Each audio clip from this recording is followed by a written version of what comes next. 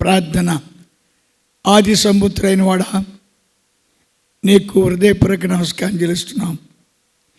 నీవే మా రక్షకుడవని, నీవే మా విమోచకుడవని, నీవే మా ప్రాణప్రియుడవని నమ్మగల శక్తిని దయచేయండి. ఈ లోకం మాది కాదని తెలుసుకున్నాను. మేము లోకాన్ని ప్రేమించకుండా నిన్ను ప్రేమించి అయ్యా నీకు ఆజ్ఞానుసారంగా జీవించి గొప్ప జీవితాన్ని జీవించే అదృష్టాన్ని మాకు అందరికీ దయచేయమని నీ ప్రేమగల దీపాలు సమర్పిస్తూ యేసు నామమున బతిమాలు వేడుచున్నాం తండ్రి, ఆమేన్. హల్లెలూయా, హల్లెలూయా, హల్లెలూయా. దేవుడి స్తోత్రాలండి. ఈ బైబిలు మరి అనేక వేలాది గ్రంథాలు, మత గ్రంథాలు ఉన్నాయి. వాటితో పాటు బైబిల్ కూడా ఉంది. ఈ బైబిల్ని అనేక మంది సైంటిస్టులు, అనేక మంది రాజకీయ నాయకులు,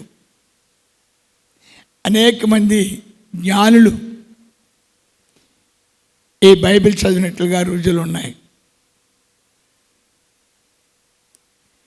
కానీ దేవుని నమ్మినట్లుగా రుజువులు లేవు. బైబిల్ చదివి మేము క్రైస్తవులుగా మారుతాము, మేము ఆ దేవుణ్ణి ఆరాధిస్తాము. ప్రస్తుతం మన భారతదేశ మోడీ గారు కూడా బైబిల్ చదువుతారు. మరి ఇంకా అనేక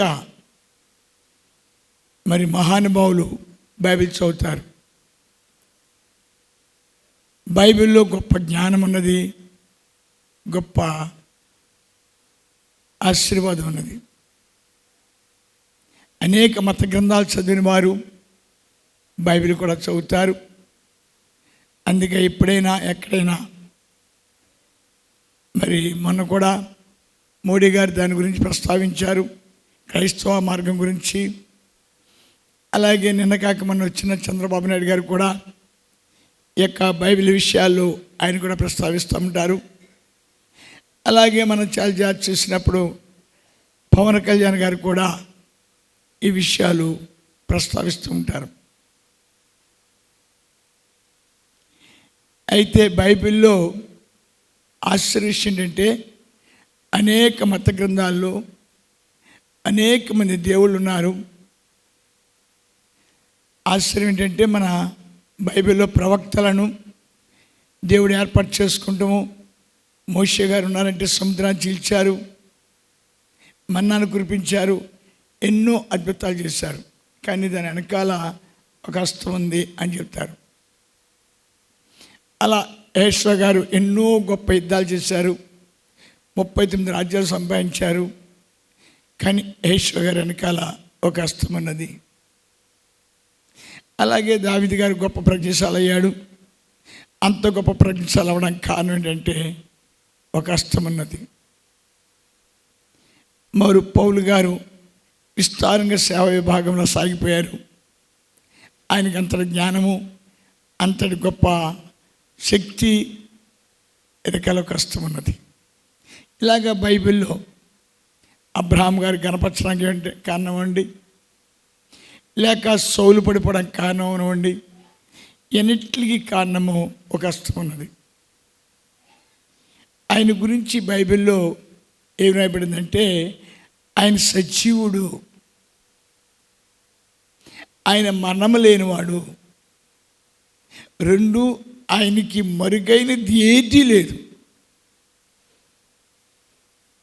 మనం అప్పుడు ఆశ్చర్యపోతాం, చాలా ఆశ్చర్యపోతాం. ఎందుకంటే మనం ఎవ్వరూ లేని సమయంలో సమ్ మిస్టేక్ చేస్తాం, వెంటనే దానికి మనకి శిక్ష వస్తుంది. మనం అనుకుంటాం ఎవరు లేరు కదా అని, కానీ దేవుడు ఉన్నాడు అక్కడ. అందుకే దేవుడి పేరు ఉన్నవాడు, అనువాడు, సజీవుడు. ముందు బైబిల్ పట్టుకున్న ప్రతి ఒక్కరు కూడా ఏంటంటే తత్వవేదాల్లో చాలామంది దేవుళ్ళు ఉన్నారు. వాళ్ళు కొద్ది కాలం ఏయో చేశారన్నారు, తర్వాత మరణించారన్నారు. అప్పుడు చేశారు. కానీ ఈయన ఆనాడు ఈనాడు ఏనాడు ఒకే రీతిగా ఉన్నాడు, మార్పు లేనివాడుగా ఉన్నాడు. అయితే గొప్ప విచిత్రం ఏంటంటే ఈ యొక్క మహాతండ్రి గారి గురించి హిందూ వేదాల్లో కూడా రాయబడింది. ఆయన పుడతాడు, ఆయన చనిపోతాడు, ఆయన రక్తాన్ని ప్రోక్షిస్తారని చెప్పాడు. చనిపోతారని చెప్పలేదు, రక్తాన్ని ప్రోక్షిస్తారని చెప్పారు. ఒక వర్గం వారికి దేవుడు అయినా ఒక వర్గం వారి కోసం పుడుతున్నాడు అని కూడా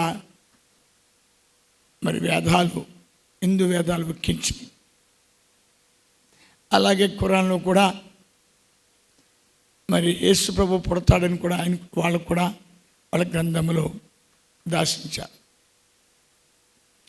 ఈ బైబిల్ అన్న గొప్పతనం ఏంటంటే పాత నిబంధన అంతా కూడా, ఇందాక కూడా ఒక ఆయన అంటున్నారు, పాత నిబంధనలు ఏముందండి, అన్ని యుద్ధాలే కదా అని. అయితే ఈ అబ్రహాం అనే మహా వ్యక్తిని దేవుడి దగ్గరికి వచ్చాడు. అతను ప్రార్థన చేస్తుండగా ఎంత గొప్పవాడయ్యాడు. అతనిని అడుగడుగునా దేవుడు మాట్లాడుతూ అతనిని తెలియని మార్గాన్ని నడిపించడం మనం చూస్తాం.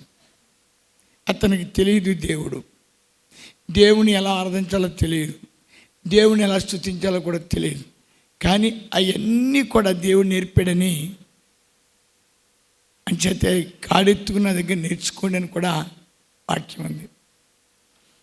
అలాగే ఎక్కడో గుర్లు కాసుకున్న గుర్లికాపురైన దావీదు దేవుని చేత పట్టబడి చక్రవర్తిగా మారి యెరూషలేము దేవాలయ నిర్మాణానికి కారణభూతులయ్యాడు. అలాగే సౌల్ మహారాజ్, అలాగే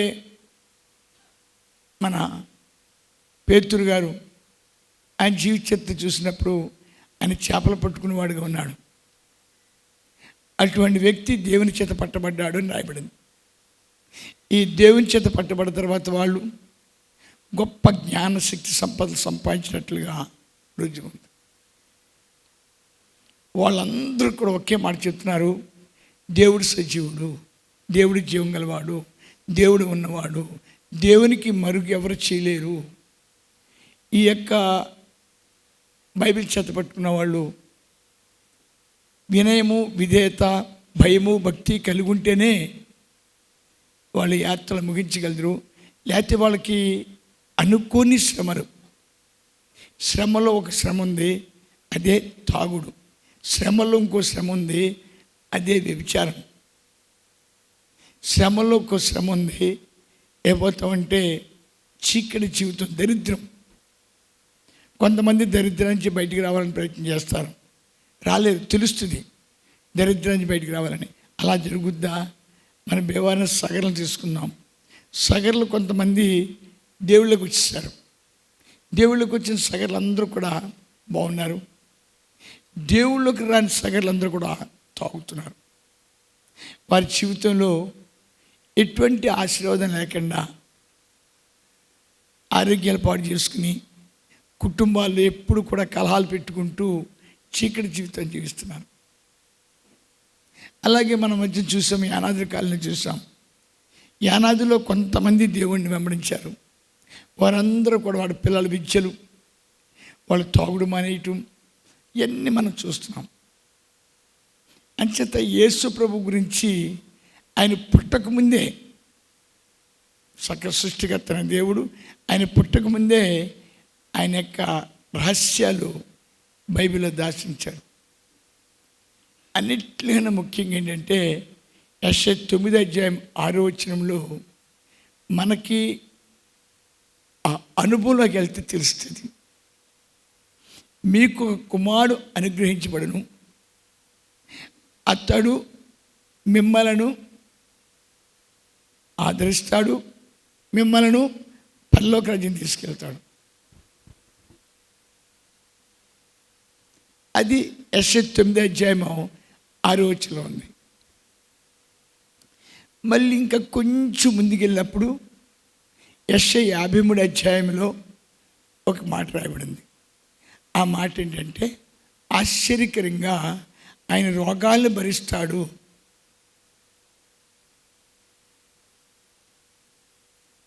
ఎందుకు వేదం ఏం చెప్తుందంటే, వారి నీతి, వారి భక్తి. ఇక్కడ మనం చాలామంది చూస్తూ ఉంటాం, వారు అదే వస్తారు రోగాలతో, లేకపోతే తాగుళ్ళతో, ఏయో అంటే వస్తారు. బైబిల్ వాక్యం ఏం చెప్పిందంటే, ఆయన వ్యసనాలు భరిస్తాడు, ఆయన రోగాలు భరిస్తాడు అని బైబిల్లో రాయబడింది. ఇవాళ మనం చాలామంది కళ్ళారా చూస్తూ ఉంటాం.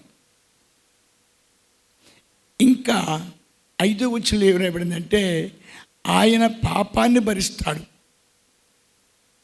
ఈ పాపాన్ని భరించే అనే మాటకి మనంటి వాళ్ళకి అర్థం కాక బైబిల్లో అయితే వాళ్ళు ఉన్నారు. అపోస్తలుడు పౌలు గారు, పేతురు గారు, వారందరూ కూడా ఈ పాపం గురించే మాట్లాడారు. ఏ పాపం అంటే, పరలోకానికి భూలోకంలో పడిపోయి మనిషిగా పుట్టి జన్మ పాపం చేత పట్టబడ్డట్లుగా. అదే పౌలు గారు రోమియోలు 3వ అధ్యాయం 10వ వచనం నుంచి 19వ వచనం వరకు కూడా పరలోకానికి వచ్చిన మానవుడు ఏ విధంగా పాపిగా మారిపోయాడు, ఏ విధంగా లోకంలో పట్టబడ్డాడు, ఏ విధంగా విమోచన లేదు. మనకి కొత్త నిబంధనలకు వచ్చినప్పుడు అంత విమోచన విమోచన విమోచన విమోచన విమోచన రక్షణ, దాని ప్రస్తావన మనకు లేదు కాబట్టి దాని యొక్క అర్థం మనకు తెలియట్లేదు. ఇక్కడ చెప్తున్నాడు, ఆయన మీ పాపాలను భరిస్తాడు, ఆయన మిమ్మల్ని లోకం నుంచి విడిపిస్తాడు. మనం చేసిన అంటే పరలోకాన్ని భూలోకంలో పడిపోయి నరుడిగా మనం పుట్టడానికి వీలు లేదు. నరుడిగా పుట్టేసాం, ఇక విడుదల లేని జీవితంలోకి వెళ్ళిపోయాం. ఆయన విడుదలిస్తాడని రాశాడు. లేకపోతే పలానా మహాపురుషుడు విడుదలిస్తాడు. విమోచన గురించి వచ్చింది సందర్భం. ఈ విమోచన సందర్భం ఎక్కడ ఉందంటే, మూడవ లోకం ఉంది. ఒకటి భూలోకం ఉంది, మనందరికీ తెలుసు. పాతాళం ఉంది, దాని గురించి కూడా చెప్పుకుంటాం. పరలోక రాజ్యం ఉన్నది. ఈ పరలోక రాజ్యంలోకి ఏ తపస్సంపన్నుడు కానీ, ఏ వేదాంతి కానీ, ఏ జ్ఞాని కానీ, ఏ శక్తిమంతుడు కానీ వెళ్ళినట్లు రుజువులు లేవు. అబ్రహాం తండ్రి గారు కానీ, ఇస్సాకు తండ్రి గారు కానీ, లేక దావీదు గారు కానీ, దావీదు గారు యేసు ప్రభు యొక్క రాకడ విషయంలో చెప్పారు. ఆయన కానీ ఎవ్వరూ దాని ప్రస్తావన ఎత్తలేదు.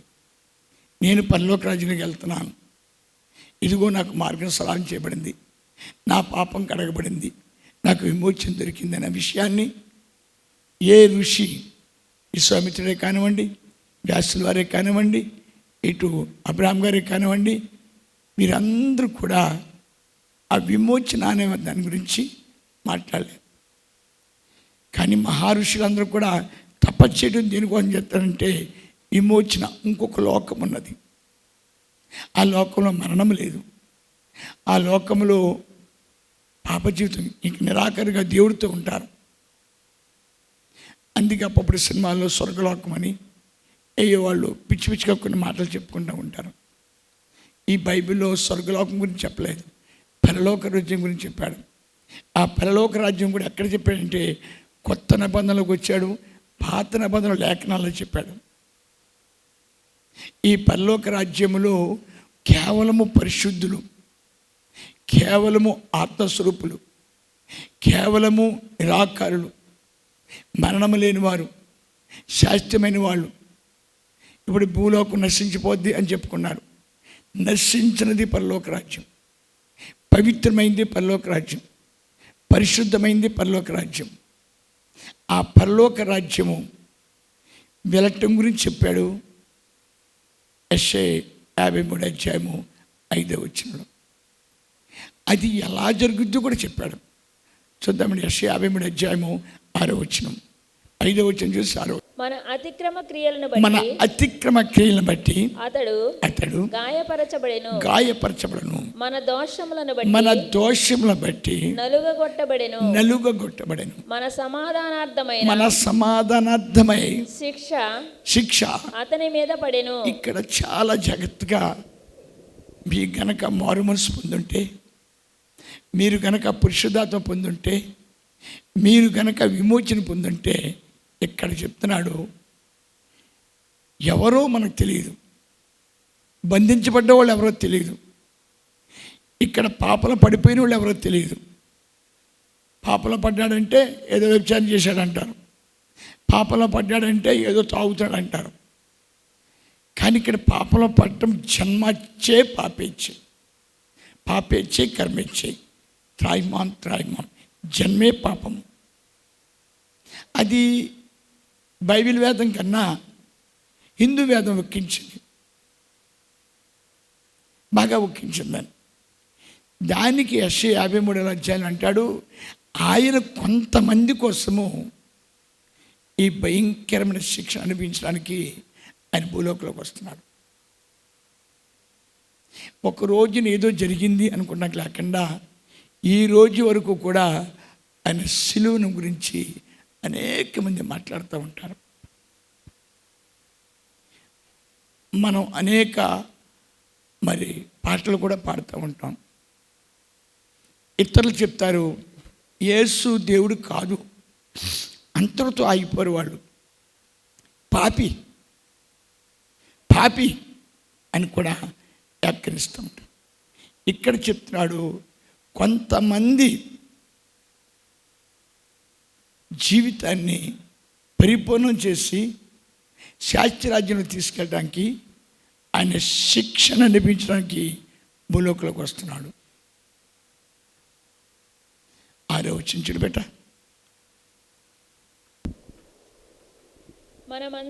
మనమందరము గొర్రెల వలె త్రోవ తప్పిపోతిమి. ఈ వాక్యాన్ని చాలా జాగ్రత్తగా వినండి. మనం ఏమన్నా తపస్సులు అయ్యా అదే పరలోకానికి వచ్చిన వారు తీసుకుందాం, మీరు కాదండి, మీరు కంగారు పడకండి.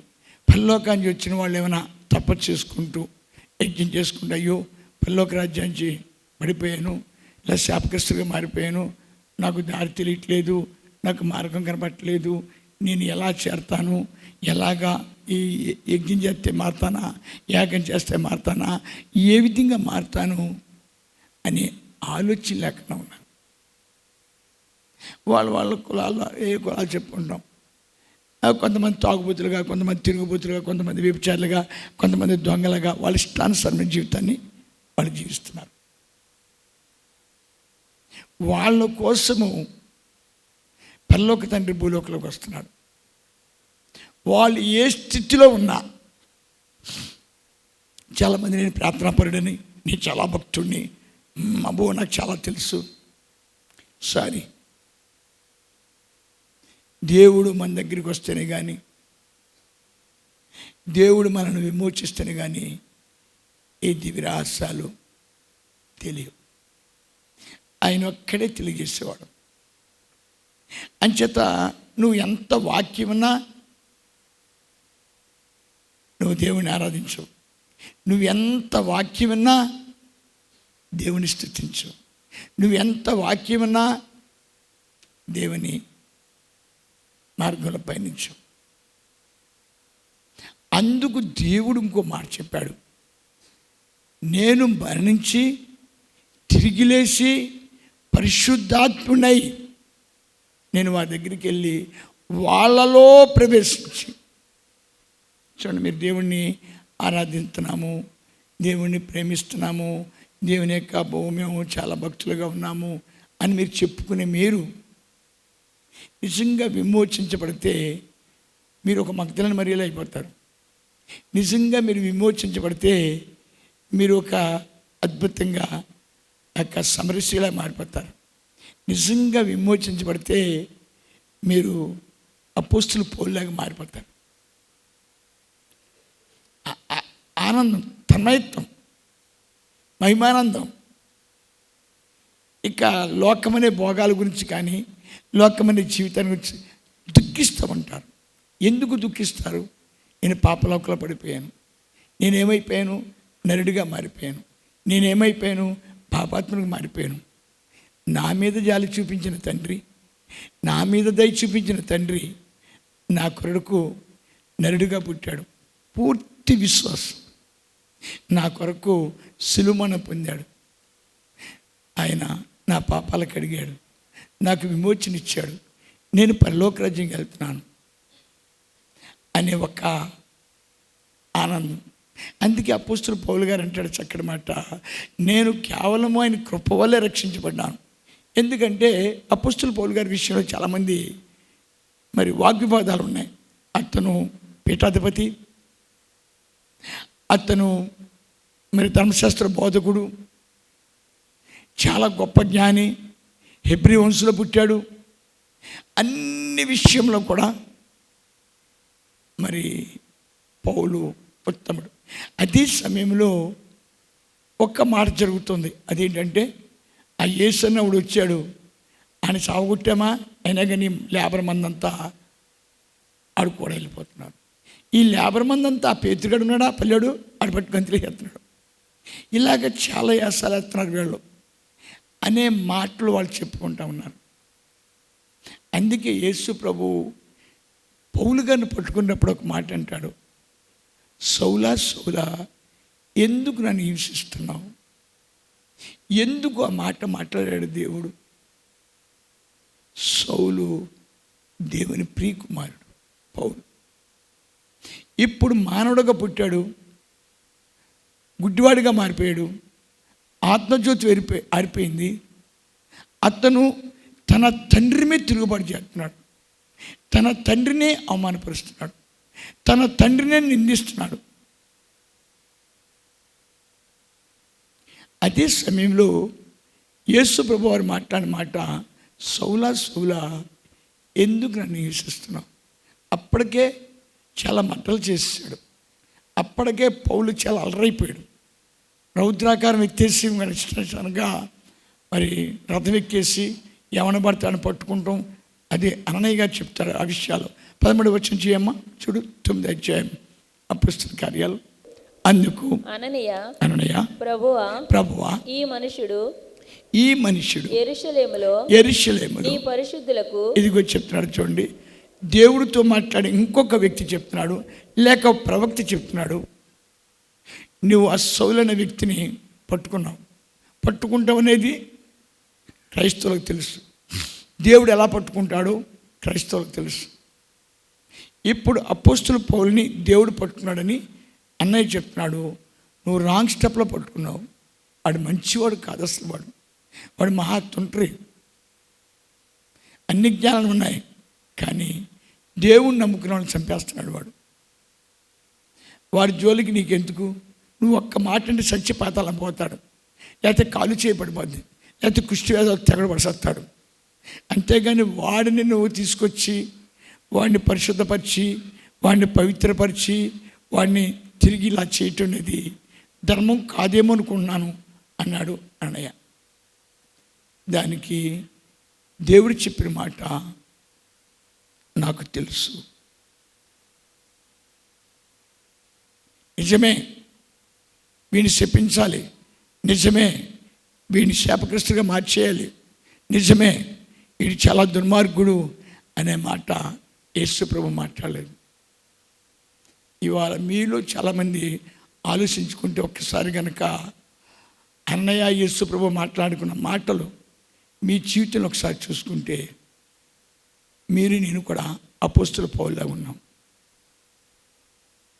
ఏ మాత్రం కూడా బాధ్యత లేని వాళ్ళగా, ఏ మాత్రం కూడా ఇది లేని వాళ్ళగా జీవించాం. మనకి ఎట్టి పరిస్థితుల్లో రక్షణ రావడానికి అవకాశం లేదు, మనకి ఎట్టి పరిస్థితుల్లో విమోచన రావడానికి అవకాశం లేదు. మనం ఒక యజ్ఞం చేయలేదు, మనం ఒక యాగం చేయలేదు, దేవుడు కావాలని అడగలేదు, ఇష్టానుసారంగా జీవించాం. కానీ ఇప్పుడు మనం దేవుడి పిల్లలుగా మారాం, రక్షణ పొందుకున్నాం, మేము బాప్టిజం తీసుకున్నాం, క్రైస్తవులు అయ్యామని మీరు చాలామంది చెప్తున్నారు. ఇప్పుడు పాట పాడిన అమ్మాయిని అడిగితే సమాధానం చెప్పలేదు. ఎందుకు? తను ఒక నరధాములుగా పుట్టింది, అదే గొప్ప పాపం. తన భూలోకంలోకి వచ్చింది, రెండో పాపం. మూడవదిగా చర్చిలోకి వచ్చింది, ఒక్కసారి అద్దంలో చూసుకోలేదు. ఇప్పటికీ ఆ అమ్మాయి రోజు ఏదో అద్దంలో చూసుకున్నది, దేవుడనే అద్దంలో ఆ అమ్మాయి చూసుకోలేదు. అపోస్తలుడు పౌలు ఏం చేశాడంటే దేవుడనే అద్దంలో చూసుకున్నాడు. నేను ఎందుకు రక్షించబడ్డాను, ఎందుకు నా పాపం కడగబడింది, ఎందుకు నా శాపవిమోచన పొందాను, యేసు నన్ను ఆత్మతో పట్టేసుకున్నాడు, యేసు నన్ను వలసి పట్టేసుకున్నాడు అని కాదు, నాకు ఎందుకు ఈ రక్షణ ఇచ్చాడు, నాకెందుకు ఈ విమోచన ఇచ్చాడు. దానికి ఎఫెసీయులో చెప్పాడు పెద్ద ఆయనకి రక్షణ రావడానికి కారణము నేను ఆయన కుమారుడను. నాలో ఏ నీతి లేకపోయినా, నాలో ఏ యథార్థం లేకపోయినా, అప్పటిదాకా భక్తులు అనుకున్న అపోస్తలుడు పౌలు చెప్తున్నాడు, నాలో ఏ భక్తి లేదు, నేను భ్రష్టుడైనప్పటికీ కూడా, శాపగ్రస్తుడైనప్పటికీ కూడా నన్ను విడిపించుకున్నాడు. ఆ డైలాగు మీరు వేయలేపడానికి కారణము, అలా గొప్ప రక్షణ నాకు దొరికిందని చెప్పుకోలేపడానికి కారణం ఏంటంటే మీకు దేవుడికి సత్సంబంధాలు లేవేమో అనుకుంటాను నేను. అంచేత యేసు ప్రభు వెళ్తుంటే అనేక మంది ఆయన కూడా వచ్చారు. రాలేదా అంటే వచ్చారు. చూద్దామండి, మత్తయి 4:23. యేసు వారి సమాజ మందిరములలో బోధించుచు దేవుని రాజ్యమును గూర్చిన సువార్తను ప్రకటించుచు ప్రజలలోని ప్రతి వ్యాధిని రోగమును స్వస్థపరచుచు గలిలయ అంతటా సంచరించి. ఇప్పుడు యేసు ప్రభు వారు సేవలోకి వచ్చారు. సేవలోకి వచ్చిన తర్వాత గొప్పదనం ఏంటంటే ఆయన చూసినా, ఆయన మాట్లాడినా, ఆయన చెయ్యెత్తినా అనేక మంది స్వస్థైపోతున్నారు. మనకి అపోస్తలుల కార్యాలు చూసినప్పుడు మరి జనాన్ని సవారీ కట్టుకుని పరిగెట్టినట్లుగా ఉంది. ఇక మత్తయిలో కూడా, లోకాల్లో కూడా చూసినప్పుడు యేసు మరి గలిలయ సముద్ర తీరానికి వస్తానని చెప్పేసి అనేక మంది రోగులను అని రాశాడు. అనేక మంది మరి చాంద్ర రోగులను అని రాశాడు. అనేక మంది దెయ్యాల చేత పట్టబడుతున్న వాళ్ళని అని రాశాడు. ఆయన కోసం తీసుకొస్తున్నారు. ఆయన ప్రత్యేకంగా కేకేసి ఏం చేయట్లేదు. ఆయన గాలి తగిలినా, ఆయన సింగు తగిలినా, ఆయన చూసినా స్వస్థ అయిపోతున్నారు. ఆటోమేటిక్ దెయ్యాలు పారిపోతున్నాయి. కానీ వీళ్ళందరూ మళ్ళీ ఏం చేస్తున్నారంటే లోకంలోకి వెళ్ళిపోతున్నారు. ఎందుకు లోకంలోకి వెళ్ళిపోతున్నారు వాళ్ళు అలాగా?